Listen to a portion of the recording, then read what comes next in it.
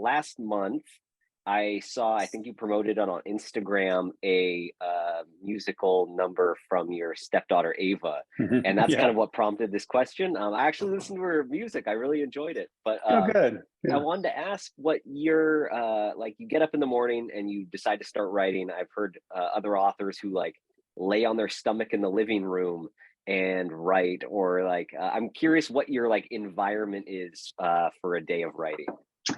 Well, it's kind of sad. I wake as soon as I wake up, I get up and I stagger in and make coffee, and usually I don't have to take the kids to school, so usually I can just stay.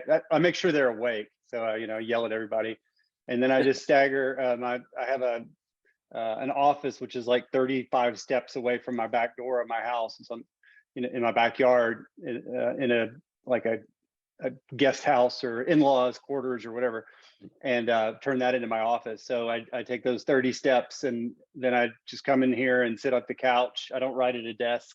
I just sit at the couch, open my laptop, and the sooner I get started, the better it is. I mean, there's nothing better in the world than looking up and seeing it's 7:30 and you've already written 1,000 words.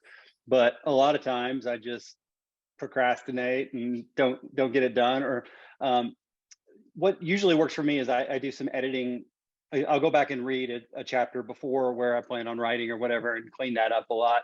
And it's good because once the book is done, you don't find so many errors when you go back through it. And it also kind of reminds you of the flow of the story and all that. So I listen to the sound of rain. I don't listen to music while I'm writing. I tried listening to like